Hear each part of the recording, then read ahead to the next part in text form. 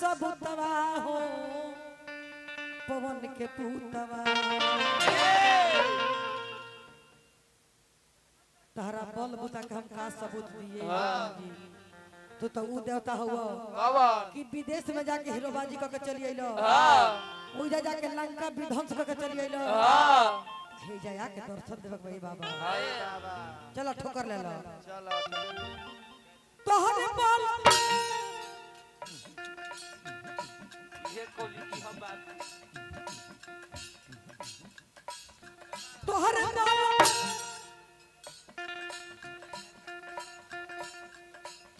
तोहरे बल पूतवा के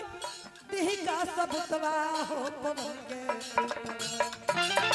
तोहरे बल पूतवा के देह का सबुतवा हो पवन के पूतवा तोहरे बल पूतवा के देह का सबुतवा हो पवन के तोहरे बल पूतवा के देह का सबुतवा हो पवन के पूतवा हौ राम जी के दूतवा हो पवन के पूतवा हौ राम जी के दूतवा हो पवन के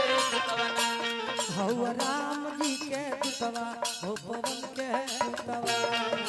राम जी के दूतवा हो पवन के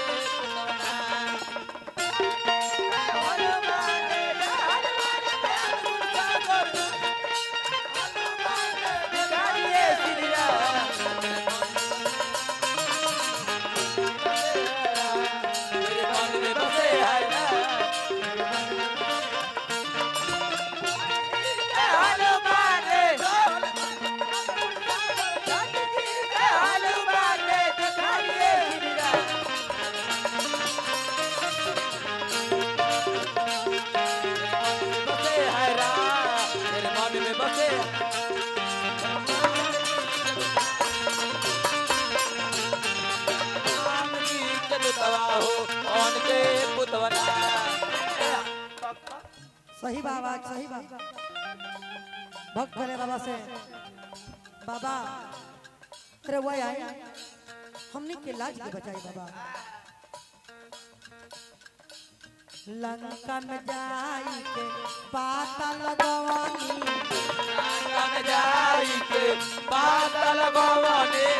सीता हो मैया के खबर जनवानी सीता हो मैया के खबर जनवानी लंका में जाकर वो पता लगौले बानी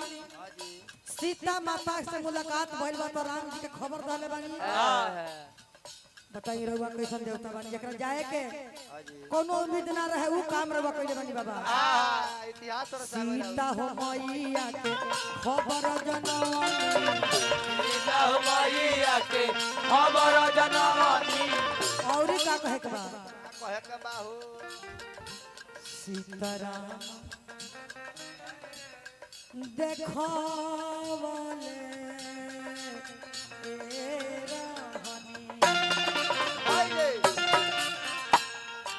टुनटुन बाबू चिलैला के मोल्ला हो सजावला के सब के घी ना निकाल पावेला दही में से हां जी दहिया छील के धो दे आ 3 दिन के बाद महब तब घी जल्दी छूट जाई आ टप दे छील रखो दे के महल ना निकली घी ओई में लपटा जाए लंका में जाई के पाता लगावला सीता हो मैया के खबर जनवाला सीता हो मैया के खबर जनवाला सीताराम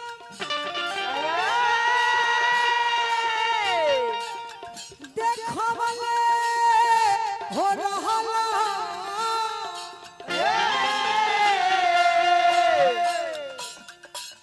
सीताराम देखवले रहला सीताराम देखवले रहला अपन सीना चीर हो पवन के सीताराम देखवले रहला अपन सीना चीर हो पवन के पुतवाना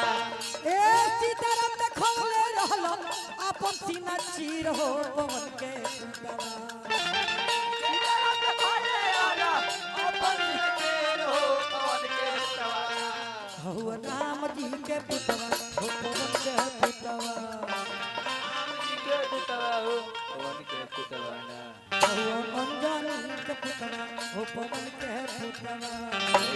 अंजनी के पुतवा हो पवन के पुतवा हुआ राम जी के दुतवा के पुतवा हुआ राम जी के पुतवा हो पवन के पुतवा राम जी के दुतवा पवन के पुतवा अरे बोला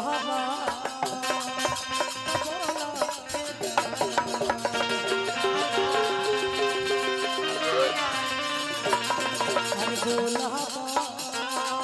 तो बोला ए जवाना अरे बोला मत बोला यार बोला मत बोला यार बोला मत बोला बोला मत बोला यार बोला मत बोला श्री सीताराम राधापति घनश्याम प्रेम मत बोला ये जवाना गंगा मैया के नाम प्रेम मत बोला ये जवाना